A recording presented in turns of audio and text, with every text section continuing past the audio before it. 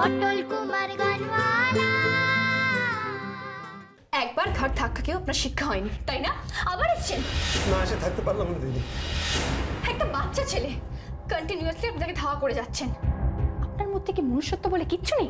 জানি পটল আপনাদের সব বলেছে, ও বলেছে যে আমি ছেলে ধরা ছিলাম, অস্বীকার করব না। আমি ছেলে ধরাই ছিলাম।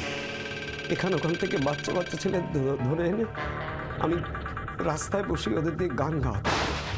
লোকে দেখে পয়সা দিত, আমি ওদের পয়সা বড় লোক হতে চেয়েছিলাম। জানেন, আমার এক সাগরের পটলকে চুরি করে এনেছিল। ও আমায় বলেছিল খুব খুব ভালো গান গাইতে পারি। আমি বলেছিলাম যা নিয়ে আয়। তারপর ও যখন পটলকে আমার সামনে নিয়ে এলো, আমি হাঁ করে তাকিয়েছিলাম। কে আমার সামনে? একেবারে পটলের মায়ের মুখটা বসানো হুবহু। ও যখন গান গাইলো, একেবারে সেই গলা, পটলের মায়ের গলা। তুমি খেলা করলো, সেও একেবারে একরকম। পটলের মা? হ্যাঁ, ওকে যে জন্ম দিয়েছে সেই মা। তাকে আপনি চিনতেন? কিভাবে? চিনতাম, কিন্তু সে আমাকে চেনে না। সে আমার খারাপ দিকটা দেখে ফেলেছিল তো তাই। কিন্তু বিশ্বাস করুন, পটলকে দেখার পর আমি একেবারে বদলে গেছি।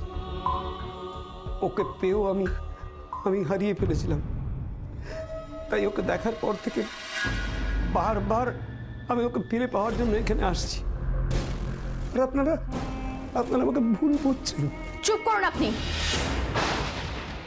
কি ভেবেছেন চোখে জল ফেলে গল্প বলবেন আর সেগুলো আমি বিশ্বাস করে ফেলবো? Madam please. একদম কিছু বলবেন না। আমি আপনার কোনো কথা বিশ্বাস করি না, আর করবও না।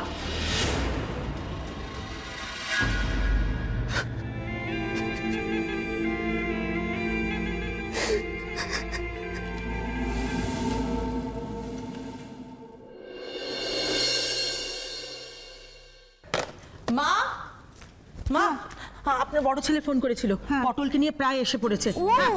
মালতী বলছে ওপরে ঘর পরিষ্কার করতে বলেছিলাম, করেছো? আমি এক্ষুনি করে দিচ্ছি। শিগগিরই যাও। ও বাবা, তাহলে ওর পত্তটার কি হবে? না, ডাক্তারকে বলেছো? রোগী মানুষ। আপনি কিচ্ছু ভাববেন না ও ব্যাপারে, আমি দেখে নিচ্ছি। তাহলে আমি যাই, পুজোর ঘরে যাই একটু। হ্যাঁ, আমি একটু প্রসাদটা ওর হাতে তুলে দেবো খনি। তুলি শুনলে খুব খুশি হবে যে পটল আসছে।